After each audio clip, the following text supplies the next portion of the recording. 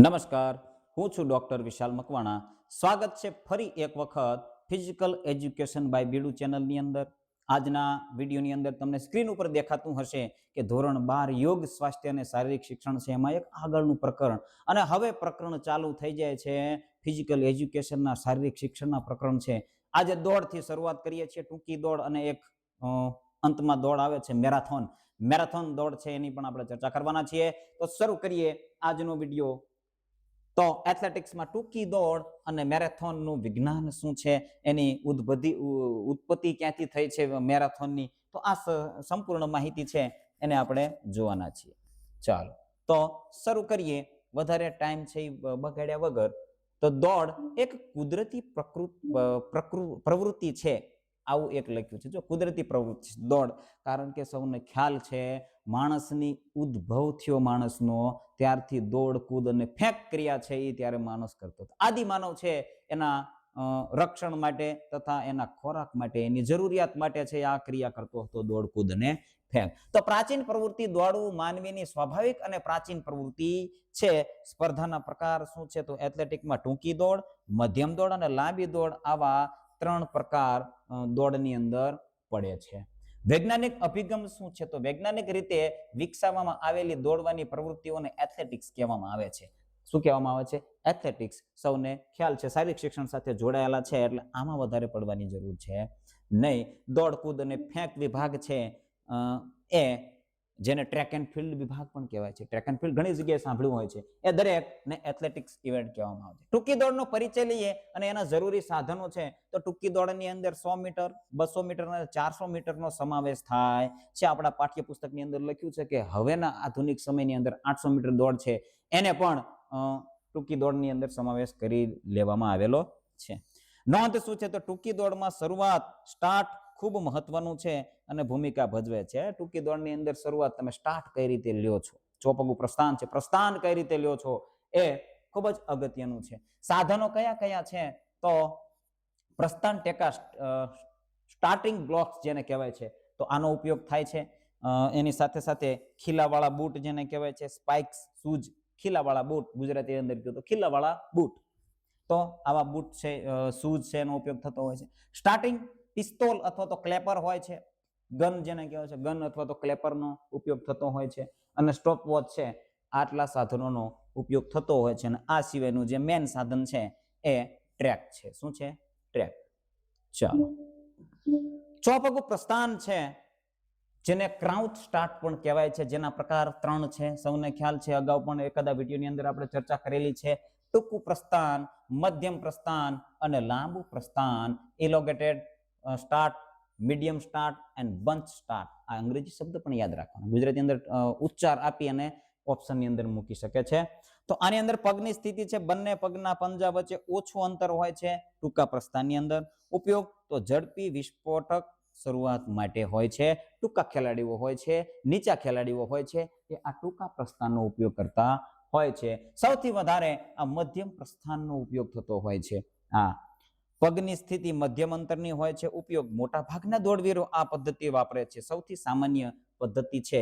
અને વધારે લાંબા કદના ખેલાડીઓ છે, ઊંચા દોડવીરો છે, તો એના માટે આ ઇલોંગેટેડ સ્ટાર્ટ છે, એટલે કે લાંબુ પ્રસ્થાન છે, એ ઉપયોગ કરે છે. બંને પગ વચ્ચે અંતર થોડું વધારે હોય છે. જો અહીંયા અંતર પણ થોડું ડિફરન્સ આપેલો છે. ચાલો, ત્યારબાદ જો આ આખી સ્થિતિ છે, આની અંદર જગ્યા પર, એટલે કે જે ટૂંકું પ્રસ્થાન છે, એટલે કે જે ટૂંકી દોડ છે, એની અંદર જે રેફરી દ્વારા ઓર્ડર આપવામાં આવે છે, ઓન યોર માર્ક, પછી શું બોલે છે? સેટ. એટલે એ સેટ પછી ગો, એટલે કે ક્લેપરનો અવાજ અથવા ગન ફાયર કરવામાં આવે છે. તો આ જે સ્થિતિ છે એ જગ્યા પર, ગુજરાતીમાં શું કહેવાય? જગ્યા પર. ઓન યોર માર્ક, જગ્યા પર. દોડવીર પ્રસ્થાન રેખાની પાછળ ટેકા એટલે કે બ્લોક પર ગોઠવાઈ જાય છે.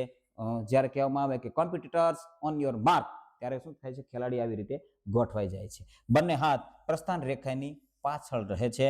ખભા જેટલા પહોળા હાથ રાખવાના છે. આ કેટલું? 90 ડિગ્રી એંગલ પણ કહી શકાય. નજર સામે જમીન પર 1 થી 2 મીટર દૂર રાખવાની અને શરીરની સ્થિતિ છે એકાગ્ર, મન એકાગ્ર રાખવાનું છે. શરીર, નજર છે એ સામે રાખવાની છે, પરંતુ 1 થી 2 મીટર જમીનની અંદર દૂર રાખવાની છે. આના પછી જે સ્થિતિ આવે છે સજ્જ કહેવાય છે. સેટની સ્થિતિની અંદર જો આટલું ઊંચું થવાનું છે, કમરમાંથી ઊંચા થઈ જવાનું છે. સેટની સ્થિતિમાં એક્ટિવ સ્થિતિમાં આવી જવાનું છે. જેવું ક્લેપર વાગે, ગન ફાયર થાય એટલે સટાક ગોળીની માફક, બુલેટ સ્ટાર્ટ કહેવાય છે ને, એટલે જ કહેવાય છે ગોળીની માફક તમારે દોડવાનું હોય છે. કમરનો ભાગ છે ખભાથી થોડો ઊંચો કરવામાં આવે છે. વજન સંતુલન, શરીરનું વજન છે હાથ અને આગળના પગ પર રહે છે. ઘૂંટણ જમીન પરથી ઊંચા કરવામાં આવે છે. સ્થિતિ, તો આ સ્થિતિમાં શરીર સ્પ્રિંગ જેવું તણાયેલું રહે. સ્પ્રિંગ જેવું, કેવું કીધું? સ્પ્રિંગ જેવું શબ્દ યાદ રાખવાનો. સ્પ્રિંગ જેવું જે શરીર છે એ કઈ સ્થિતિમાં તણાયેલું રહે છે? તો સેટ. ચાલો, જો આ સ્પ્રિંગ આપેલી જ છે. ચાલો, ત્યારબાદ છૂટવું એટલે કે ગો. ગન ફાયર અથવા ગો. શૂટ કરવા તમે જ્યારે છૂટો છો એટલે કે તમને દોડની શરૂઆત કરો છો ત્યારની આ સ્થિતિ છે. તો 45 ડિગ્રી એંગલે તમારે સ્ટાર્ટ લેવાનું છે. જમ્પ સાથે, ફોર્સ સાથે તમારે આગળ રનિંગ શરૂ કરવાની છે. કેટલી? 45 ડિગ્રી શરૂઆતની અંદરની વાત છે, યાદ રાખજો. પિસ્તોલ કે ક્લેપરનો અવાજ સાથે વિસ્ફોટક વેગ સાથે દોડવાનું છે. 45 ના ખૂણા નમેલું છે એ શરીર રાખવાનું છે.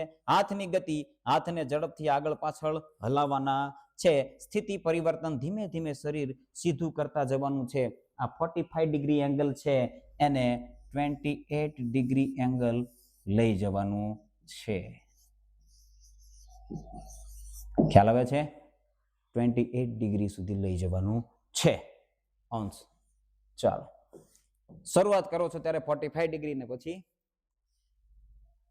28 કીધું ને આપણે, 25 ડિગ્રી સુધી લઈ જવાનું છે. ચલો, એથી પણ નીચે આવવાનું છે. ચાલો, ટૂંકી દોડના તબક્કા, રનિંગ સ્ટ્રેટેજીસ છે. તો 45 ડિગ્રીએ શરૂઆત કરેલી છે. બે કદમો જેટલા, 2 થી 3 કદમો સુધી લઈ શકાય 45 ડિગ્રી. વધુ મોટા ભાગના 2 કદમોની અંદર આ 45 ડિગ્રી એંગલ છે જતો રહેશે. અંતરાળ કદમો આવે છે ત્યારબાદ. તો 9 કદમો પછીના ડગલા છે એ કદમોની લંબાઈ ક્રમિક રીતે વધે છે. શરીર ધીમે ધીમે સીધું થાય છે. સૌથી ઝડપી કદમો તો 25 અંશના ખૂણે આગળ તરફ શરીર ઝૂકેલું રહે છે. અને ત્યાર પછીના દરેક કદમો છે એ સૌથી ઝડપી કદમો હશે. ખ્યાલ આવે છે? સમય ટાઈમ પ્રમાણે છે. ચલો જી, હવે ફિનિશ આવે છે. રમતની અંદર તમારે દોડને પૂરી કરવાની કેટલીક પદ્ધતિઓ છે જેના દ્વારા તમે રનિંગ કરો છો અને ફાયદો મળે છે. ટોર્સો જો આપેલું છે, ટોર્સો દ્વારા તમારે રનિંગ છે એ પૂરી કરવાની છે. ઝડપ મેળવી રાખી અનિવાર્ય ટેકનિક રીતો વિજય રેખા શરીરના ધડ દ્વારા, ધડના ભાગથી, એટલે કે જે ધડનો ભાગ છે એને શું કહેવાય છે? ટોર્સો. એના દ્વારા તમારે વિજય રેખા ઓળંગવાની છે. એને ઓળંગવા માટે 3 પદ્ધતિઓ છે. આ 1, આ 2 અને આ 3. ચાલો, એની અંદર દોડને પસાર કરવી એટલે કે run finish, run through finish જેને કહેવાય છે. સ્પર્ધક પૂર્ણ ઝડપે સીધા ધડ સાથે દોડે છે અને વિજય રેખા પસાર કરે છે. ધડને આગળ ઝુકાવી જેને લંજ ફિનિશ કહેવાય છે. રેખાની નજીક પહોંચતા ધડને ઝડપથી આગળ ઝુકાવવામાં આવે છે. ખભો આગળ કરીને શોલ્ડર ફિનિશ કહેવાય છે. રેખા પાસે પહોંચતા શરીરને ત્રાંસુ કરી એક ખભો છે એ આગળ લાવી રેખા પસાર એટલે કે વિજય રેખા પસાર કરવામાં આવે છે. તો આવી રીતે 3 પ્રકાર છે: રન થ્રુ ફિનિશ, લંજ ફિનિશ અને શોલ્ડર ફિનિશ પણ કહી શકાય છે. એની સાથે સાથે એને ટર્ન ફિનિશ પણ કહી શકાય છે. શોલ્ડર ફિનિશ એટલે કોઈ પણ એક ખભો છે એ આગળ કરવામાં આવે છે એટલે તમે ટર્ન પણ મારો, ટર્ન ફિનિશ પણ કહી શકાય છે. ઇતિહાસ અને અંતર, તો કુલ અંતર એટલે હવે મેરાથોન દોડની ચર્ચા થઈ રહી છે. તો મેરાથોન દોડનો ઇતિહાસ છે, જો કે અહીંયા લખેલો જ હશે છતાં પણ મેરાથોન દોડ છે એ ખૂબ જ પ્રાચીન સમયથી શરૂ છે. આ દોડ છે એનું અંતર ચોક્કસ હતું નહીં, પરંતુ એનું અંતર છે એ ઓલિમ્પિક સમયે એનું અંતર છે ચોક્કસ નક્કી કરવામાં આવેલું છે. 42.195 કિલોમીટરનું અંતર થાય છે. કેટલું થાય છે? 42.195 કિલોમીટરનું આ તટસ્થ માપ છે. મેરાથોન દોડનું કેટલું અંતર હોય છે? તો 42.195 મીટર અથવા 26 માઇલ 385 પણ કહી શકો છો. માઇલની અંદર તો 26 માઇલ 385 વાર જેટલું અંતર છે. એ બે સેમ અંતર છે, વારની અંદર અને માઇલની અંદર આપેલું છે અને કિલોમીટરની અંદર આપેલું. હવે ઈસવીસન પૂર્વે 400ની સદીની અંદર ગ્રીક સૈનિક ફિડિપાઇડ્સ, શું નામ છે?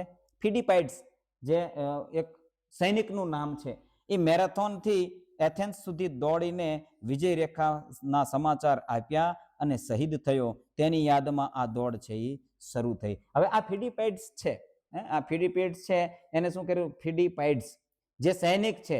હવે આ મેરાથોન એક જગ્યાનું નામ છે. ત્યાં એથેન્સના જે સૈનિકો છે, એથેન્સના રાજા દ્વારા અહીંયા યુદ્ધ થતું હતું. હવે એ યુદ્ધની અંદર એથેન્સ છે એનો વિજય બને છે. શું થાય છે? એનો વિજય બને છે.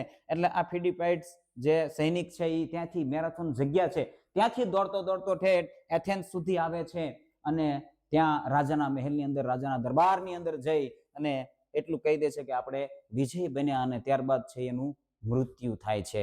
તો આની યાદમાં આખી મેરાથોન દોડ છે એ શરૂ થઈ. મેરાથોન થી એથેન્સ સુધીનું અંતર. હવે પ્રશ્ન એવો પૂછાય કે મેરાથોન શું છે? દોડ છે, જગ્યા છે, આવું પૂછી શકે. કોઈ વ્યક્તિનું નામ છે આવું પૂછી શકે. તો મેરાથોન છે એ જગ્યા છે. શું છે? યાદ રાખવાનું છે, જગ્યા છે. શું છે? જગ્યા. હવે 1896 થી આ પ્રથમ આધુનિક ઓલિમ્પિક 1896 ની અંદર એથેન્સમાં ક્યાં યોજાણો? એથેન્સની અંદરથી આ ઓલિમ્પિક સત્તાવાર તરીકે આ મેરાથોન દોડ છે એ સામેલ કરવામાં આવેલી છે. એની અંદર ત્યારે ચોક્કસ આ માપ છે એટલું હતું નહીં, પરંતુ સામેલ કરવામાં આવેલી. હવે એ માપ ક્યારે ચોક્કસ પ્રમાણે? તો 1908 લંડન ઓલિમ્પિક. કયો ઓલિમ્પિક? લંડન ઓલિમ્પિકની અંદર લખેલું છે. તો 42.195 કિમીનું ચોક્કસ અંતર છે એ નિર્ધારિત કરવામાં આવ્યું છે કે 42.195 કિલોમીટરનું અંતર છે એ મેરાથોન માટે રહેશે. આવું નિયમોમાં એડ કરી દેવામાં આવ્યું અને એટલી જ રનિંગ છે એ થશે. હવે મેરાથોન દોડ છે એના મુખ્ય નિયમો શું છે? મુખ્ય નિયમો આપણે ચર્ચા કરી લેવાની છે સાથે સાથે. તો અહીંથી શરૂઆત કરીએ અને મેરાથોન છે એ પૂરી કરીએ. ચલો, અહીંયાથી શરૂ થાય છે કે અહીંયા? અહીંયા સ્ટાર્ટ છે. જો અહીંથી શરૂ થાય છે. ચલો. સ્પર્ધકે મેડિકલ તપાસ કરાવી હોવી જોઈએ. જ્યારે રમતમાં ભાગ લેવા આવે છે ત્યારે તેનો મેનેજમેન્ટ કમિટીએ ખાસ ચેક કરવાનું છે કે એને મેડિકલ તપાસ એની કરાયેલી હોવી જોઈએ. અનફિટ સ્પર્ધક ભાગ લઈ શકશે નહીં. અનફિટ હોય સ્પર્ધક, અનફિટ હોય તો એ ભાગ લઈ શકશે નહીં. એની સાથે સાથે આગળ આવે છે, અહીંયા પહોંચે તો રસ્તા પર કિમી અને માઇલના નિર્દેશ બોર્ડ હોવા જોઈએ. જો આવા બોર્ડ પણ હોવા જોઈએ. અંતરના, ચોક્કસ અંતરના બોર્ડ એની અંદર તમારે લાગેલા હોવા જોઈએ. એની સાથે સાથે અહીંયા તો માર્ગ પર ટ્રાફિક ન હોય તેવો પાકો રસ્તો પસંદ કરવાનો છે. હવે એવો માર્ગ ગોતવાનો છે કે જ્યાં ટ્રાફિક ના હોય, અથવા તો તમે ટ્રાફિક છે એને બીજા રસ્તેથી તમે એને ડાયવર્ટ કરી શકો છો, રસ્તો બંધ કરી શકો છો, આ પણ કરી શકો છો. પરંતુ 42 કિલોમીટરનું અંતર છે એટલે આ બધી બાબતો છે એ ખાસ ચેન્જિંગ વાળી બની રહેતી હોય છે. ત્યાંથી અહીંયા પહોંચે છે. રસ્તા પર કિમી અને માઇલના નિર્દેશક બોર્ડ હોવા જોઈએ. આ પણ હોવા જોઈએ અને આ પણ અહીંયા પણ લખેલું છે ને. ચાલો, દર 5 કિલોમીટર આ અંતર યાદ રાખવાનું છે. દર 5 કિમી એ અથવા 3 માઇલ. 3 માઇલ એટલે કેટલું થાય છે? 5 કિલોમીટર થાય છે. અંતરે પાણી અને નાસ્તાની વ્યવસ્થા હોવી જોઈએ. શું કીધું છે? દર 5 કિમી એ 5 કિલોમીટરનું અંતર આવે એટલે પાણી અને નાસ્તાની વ્યવસ્થા ખેલાડીઓ માટે જે દોડે છે એના માટે વ્યવસ્થા હોવી જોઈએ. અને આની પણ સુવિધા હોવી જોઈએ. એમ્બ્યુલન્સની બની શકે છે, કંઈક અકસ્માત બને, કોઈ ખેલાડીને તકલીફ થાય તો એમ્બ્યુલન્સની સુવિધા હોવી જોઈએ. ચાલો, હવે હાફ મેરાથોન પણ યોજાતી હોય છે. હાફ મેરાથોન તો એનું અંતર છે 21.0975 કિલોમીટર, સોરી 21.0975 કિલોમીટર, 21 કિમી અને 97.5 મીટર. આટલું હાફ મેરાથોનનું અંતર હોય છે. હેતુ શું છે? તો લાંબી દોડની એટલે કે ફૂલ મેરાથોનની તૈયારી માટે આનું આયોજન થાય છે. ફૂલ મેરાથોન દોડની તૈયારી ખેલાડી કરી શકે એના માટે હાફ મેરાથોનનું આયોજન થતું હોય છે. નિયમો તો આ સ્પર્ધાના નિયમો પણ મેરાથોન દોડ મુજબના રહે છે. મેડિકલ અને રિફ્રેશમેન્ટ વગેરે દરેક છે એ એની અંદર મેરાથોનના નિયમો જ એની અંદર હોય છે. ચાલો, હવે આવે છે ટૂંકી દોડ અને મેરાથોનની એક તુલના કરવાની છે. ચાલો, ટૂંકી દોડ છે અને મેરાથોન દોડની તુલના કરવાની છે. અહીંયા ટૂંકી દોડ આપેલી છે અને અહીંયા મેરાથોન દોડનું આપેલું છે. તો પ્રકૃતિ શું છે? તો વિસ્ફોટક ગતિ અને મહત્તમ બળની જરૂર પડે છે. એક્સપ્લોઝિવ સ્પીડ આની અંદર જોઈએ છે. આની અંદર ધીરજ રાખવાની છે. સ્ટેમિના અને લાંબા સમયનું આયોજન કરવાનું, એન્ડોરન્સ અને સ્ટેમિના માગી લે છે આ મેરાથોન દોડ છે. અંતર તો 100 મીટર, 200 મીટર અને 400 મીટર. ફૂલ હોય તો 42.195 મીટર મેરાથોનની અંદર. અને 21.0975 કિલોમીટર હાફ મેરેથોન માટે હોય છે. પ્રસ્થાન કઈ રીતે, તો કે બ્લોક પરથી ચોપગું પ્રસ્થાન એટલે ક્રાઉચ સ્ટાર્ટ લેવામાં આવે છે. આની અંદર ઊભું રહીને પ્રસ્થાન, જેને ખડું પ્રસ્થાન કહેવાય છે. શું કહેવાય છે? ખડું પ્રસ્થાન.